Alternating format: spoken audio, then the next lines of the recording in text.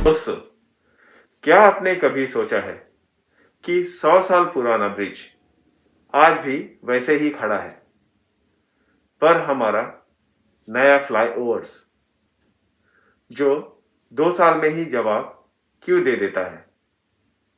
क्या हमारे इंजीनियर्स कमजोर हैं? नहीं, असली वजह वो इनविजिबल प्रेशर जो काम होने से पहले ही शुरू हो जाता है। गाली हम नेताओं को गाली देते हैं, पार्टी बदलते हैं और सिस्टम नहीं बदलता। क्यों? क्योंकि हर काम के पीछे एक पॉलिटिकल इंटरफेरेंस होता है।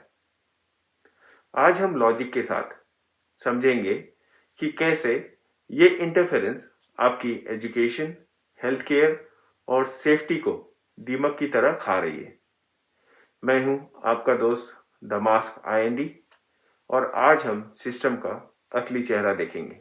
सबसे पहला और बड़ा point, the puppet bureaucracy. Logically एक आईएएस और आईपीएस ऑफिसर को एक डिस्ट्रिक्ट में 3 साल मिलना चाहिए। ऐसा क्यों?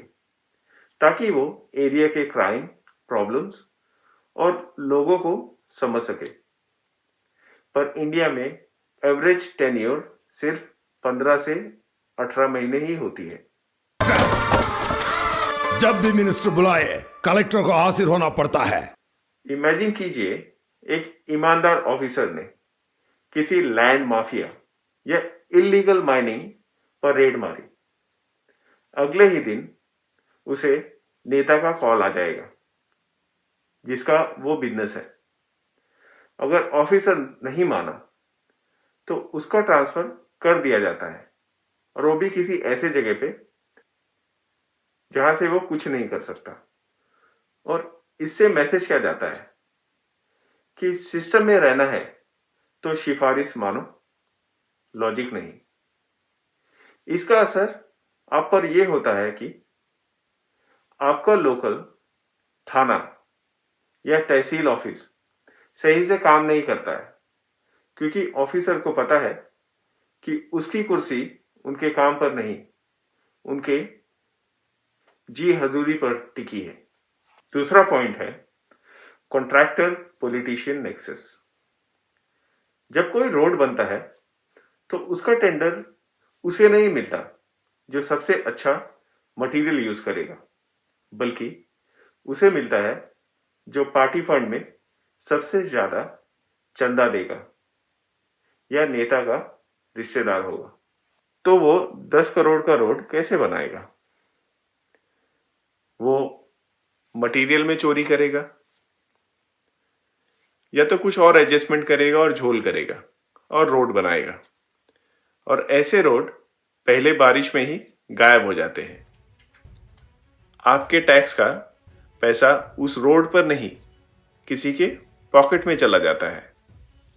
और जब वो रोड टूट जाती है तो एक्सीडेंट आपका होता है। पॉलिटिकल इंटरफेरेंस यहां आपकी लाइफ के साथ खेल रहा है। अब बात करते हैं सबसे सेंसिटिव टॉपिक की, एजुकेशन और एग्जाम। पिछले कुछ सालों में कितने पेपर लीक्स हुए हैं? क्यों होता है ये लीक्स? होता यह है कि इंस्टीट्यूशन के टॉप पोस्ट पर मेरिट के बेसिस पे नहीं, बल्कि पॉलिटिकल आइडियोलॉजी के बेसिस पर लोग बिठाए जाते हैं।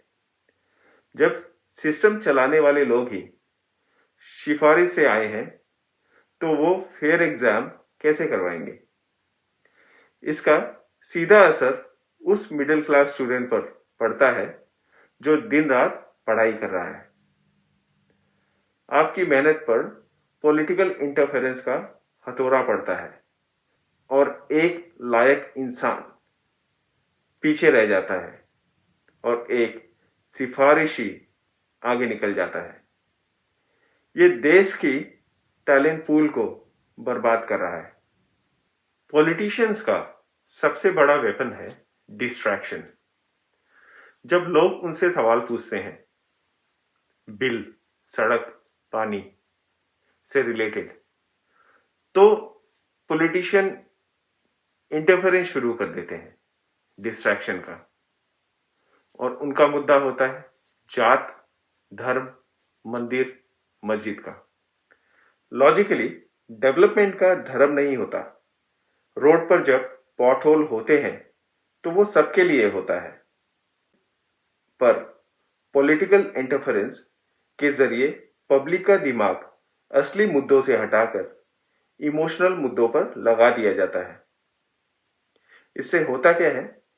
इससे नेताओं को फायदा होता है, क्योंकि उन्हें रिपोर्ट कार्ड नहीं दिखाना पड़ता।